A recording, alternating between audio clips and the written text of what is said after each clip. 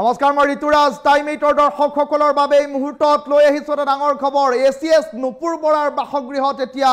কোটি কোটি টকাৰ উজান উঠিছে আৰু টকা গণিবলৈ সিএম ভিজিলেন্সে এতিয়া নিবলগীয়া হৈছে টকা গণা মেচিন আৰু এই পৰ্যন্ত সিএম ভিজিলেন্সে 1,70,00,000 টকা গণি শেষ কৰাৰ বাতৰি আহি পৰিছে এই ডাঙৰ খবৰটো টাইম 8 দৰ্শকসকলক এই মুহূৰ্তত জনাইছো এচিএছ বিষয়া নুপুৰ বৰাৰ বাসগৃহত টকাৰ উজান উঠিছে সিএম ভিজিলেন্সে টকা গণিবলৈ নিবলগীয়া হৈছে মেচিন সিএম ভিজিলেন্সে ইতিমধ্যে পুৱাৰ ভাগতে চলাইছে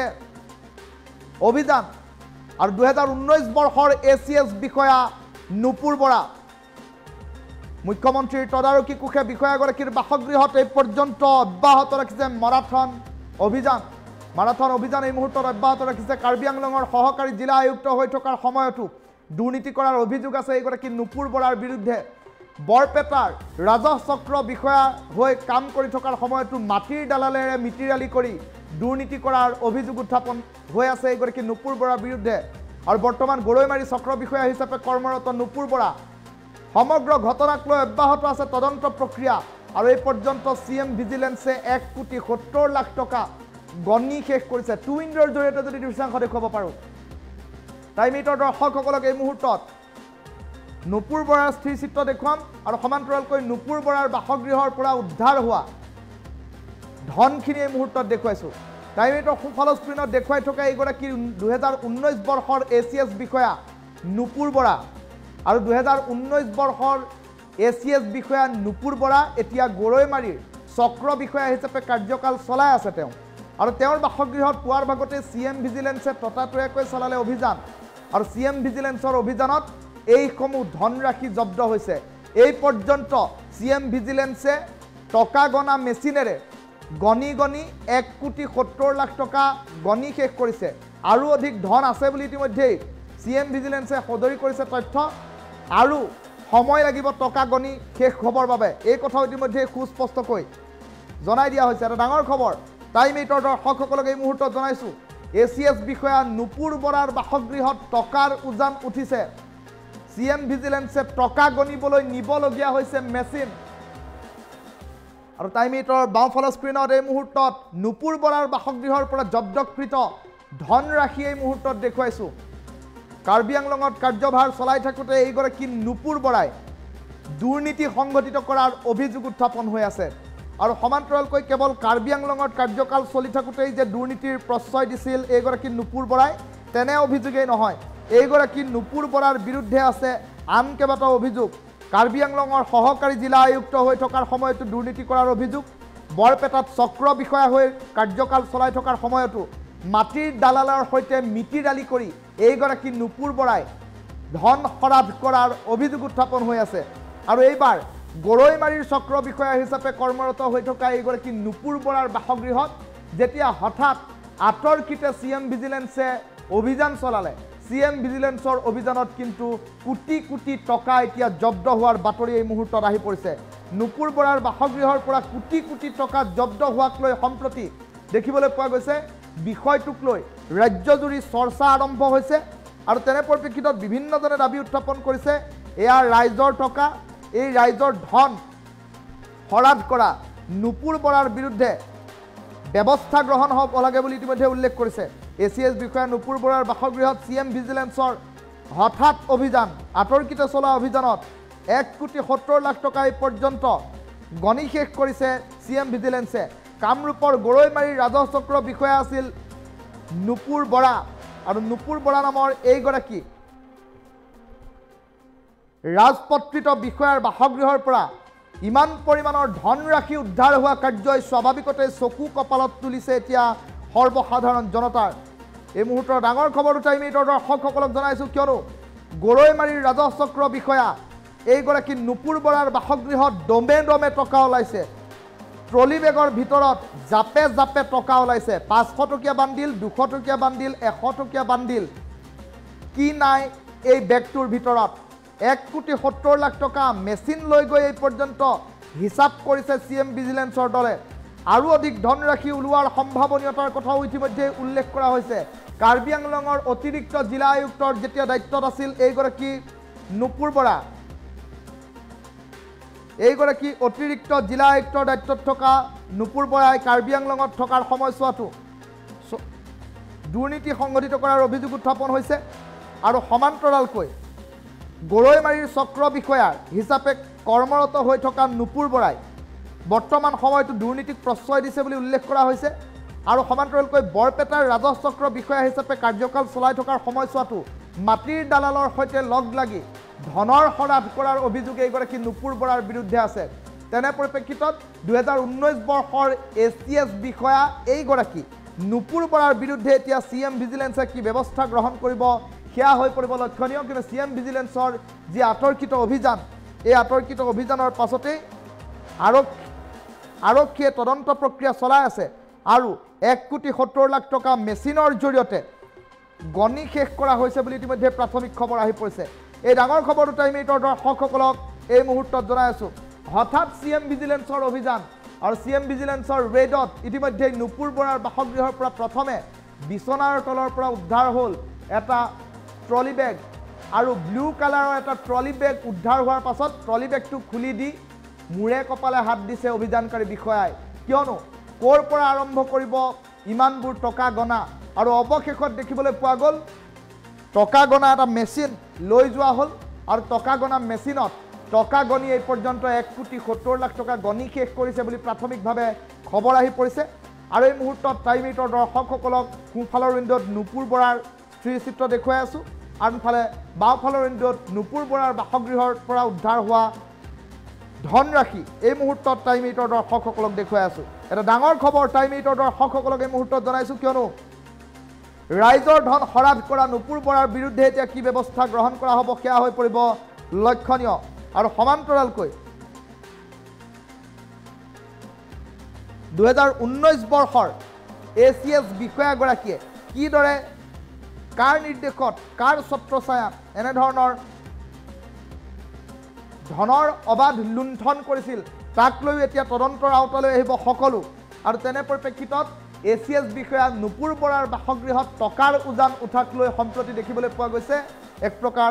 চৰ্চা লাভ কৰিছে বিষয়টোৱে। আৰু এই মুহূৰ্ততো CM ভিজিলেন্সে নুপুৰ বৰাৰ বাসগৃহত অভিযান চলাই আছে। এই পৰ্যন্ত ধন বিচাৰি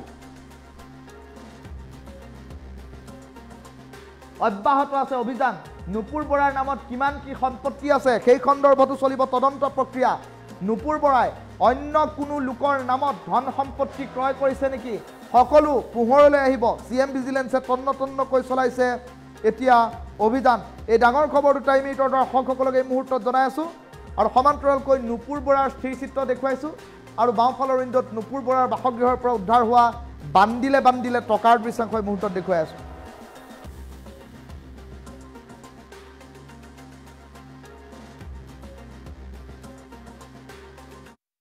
গৰৈমাৰীৰ যি ৰাজচক্ৰ বিষয়া, এই ৰাজচক্ৰ বিষয়াৰ যি ব্যাপক কেলেংকাৰী আমি ইতিমধ্যেই আজি 3 মাহমান আগৰ পৰা আমি ইতিমধ্যে এই ক্ষেত্ৰত লাগি আছিলোঁ আৰু আজি লাগি আমি আজি এক সফল হ'ব বুলি আমি ক'ব বিচাৰিছোঁ। কিয়নো এই ক্ষেত্ৰত আমি উপায়ুক্ত মহোদয়ক আমি মেমৰেণ্ডমৰ যোগে তেখেতক তথ্য সহকাৰে আমি সম্পূৰ্ণৰূপে তেখেতক জনাইছিলোঁ। তাৰ পাছত আমি সংবাদ মাধ্যমৰ সন্মুখত তথ্য সহকাৰে আমি এই কথাবিলাক সম্পূৰ্ণ ৰাজহুৱা কৰিছিলোঁ। তাৰ পাছত আজি আমি এটা সুখবৰ পালোঁ যে গৰৈমাৰী ৰাজচক্ৰ বিষয়াৰ ঘৰত CM ভিজিলেন্সে ৰেড মাৰিছে। আমি CM ভিজিলেন্সক সৰ্বপ্ৰথমে আমি ধন্যবাদ জ্ঞাপন কৰিছোঁ। আৰু আমি ধন্যবাদ জ্ঞাপন কৰিছোঁ যিসকলে আমাক এই ক্ষেত্ৰত যিসকল সংবাদ মাধ্যমে এই ক্ষেত্ৰত সহযোগ কৰিলে, যিসকল বিষয়াই আমাক সহযোগ কৰিলে সকলোকে আমি ধন্যবাদ জ্ঞাপন কৰিছোঁ কৃষক মুক্ত সংগ্ৰাম সমিতিৰ ফালৰ পৰা। আৰু এটা কথা আমি ক'ব বিচাৰিছোঁ, এই যে কেলেংকাৰী, এই কেলেংকাৰী এক ব্যাপক এনেকুৱা মহাগৰ সদৃশ এক কেলেংকাৰী আছিলে যে এই কেলেংকাৰীত তেখেতে দুখীয়া দৰিদ্ৰ মানুহৰ পৰা তেখেতে লাখ টকা লৈ তেখেতে এক পাহাৰ সদৃশ তেখেতে এক সাম্ৰাজ্য গঢ়ি উঠাইছিলে। আৰু তেখেতে গৰৈমাৰী ৰাজচক্ৰ বিষয়াৰ যি কেলেংকাৰী, এই কেলেংকাৰী এক পৰ্বতসম কেলেংকাৰী বুলি আমি ক'ব বিচাৰিছোঁ। কিয়নো তেখেতৰ প্ৰতিদিনে তেখেতৰ কালেকশ্যন, তেখেতৰ যি অবৈধ কালেকশ্যন আছিলে 20 পৰা 25 লাখ টকা, তেনেকুৱা ধৰণৰ তেখেতৰ ডেইলি কালেকশ্যন আছিলে। তেখেতে সম্পূৰ্ণ চৰকাৰী বিদ্যালয়ৰ মাটি, যি ভেঞ্চাৰ স্কুলৰ মাটি তেখেতে লাখ টকা লৈ 8 লাখ টকা লৈ তেখেতে অন্য মানুহৰ নামত উঠাই দিছিল। তেখেতে খাজ মাটি তেখেতে কোনো SDLSL কোনো অনুমতি নোহোৱাকৈ অন্য মানুহৰ দখলত থকা মাটি তেখেতে এজন মানুহৰ নামত তেখেতে যোগেন্দ্ৰ কলিতা পিতি জিনাৰাম কলিতাৰ নামত তেখেতে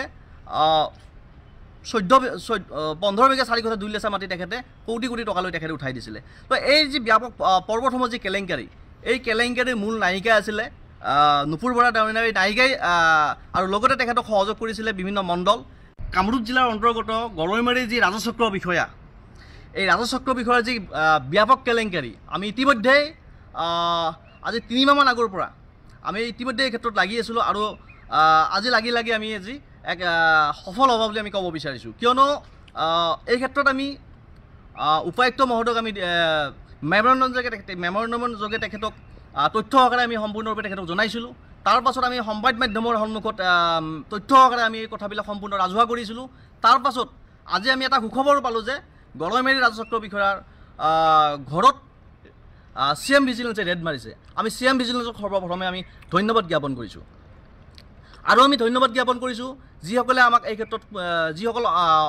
সংবাদ মাধ্যমে এই ক্ষেত্ৰত সহযোগ কৰিলে, যিসকল বিষয়ে আমাক সহযোগ কৰিলে, সকলোকে আমি ধন্যবাদ জ্ঞাপন কৰিছোঁ কৃষক মুক্ত সংগ্ৰাম সমিতিৰ ফালৰ পৰা। আৰু এটা কথা আমি ক'ব বিচাৰিছোঁ, এই যে কেলেংকাৰী, এই কেলেংকাৰী এক ব্যাপক এনেকুৱা মহাগৰ সদৃশ এক কেলেংকাৰী আছিলে যে এই কেলেংকাৰীত তেখেতে দুখীয়া দৰিদ্ৰ মানুহৰ পৰা তেখেতে লাখ লাখ টকা লৈ তেখেতে এক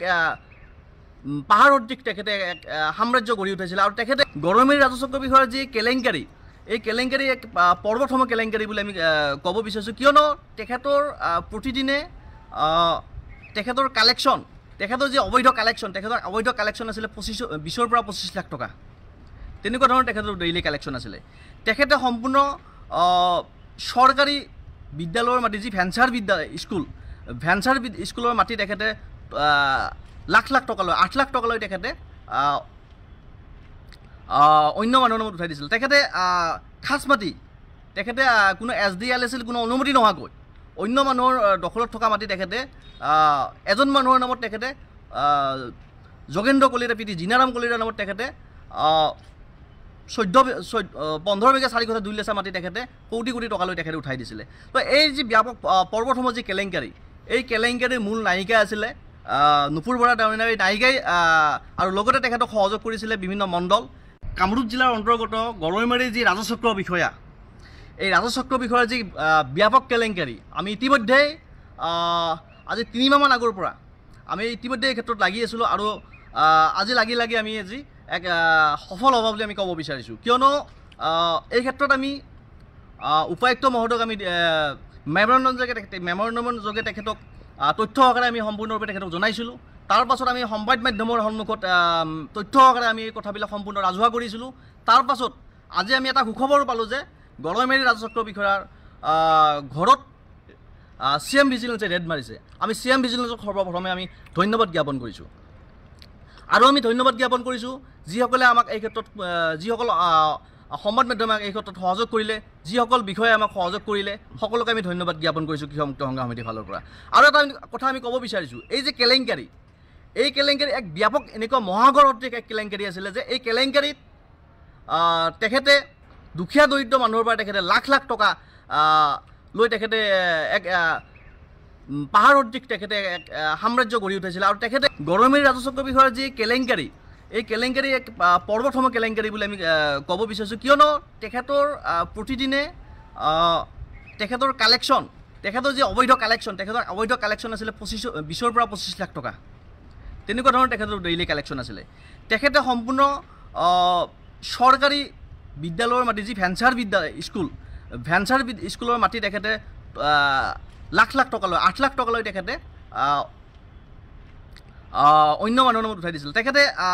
খাছ মাটি, তেখেতে কোনো SDLSL কোনো অনুমতি নোহোৱাকৈ অন্য মানুহৰ দখলত থকা মাটি তেখেতে এজন মানুহৰ নামত তেখেতে যোগেন্দ্ৰ কলিতা পিতি জিনাৰাম কলিতাৰ নামত তেখেতে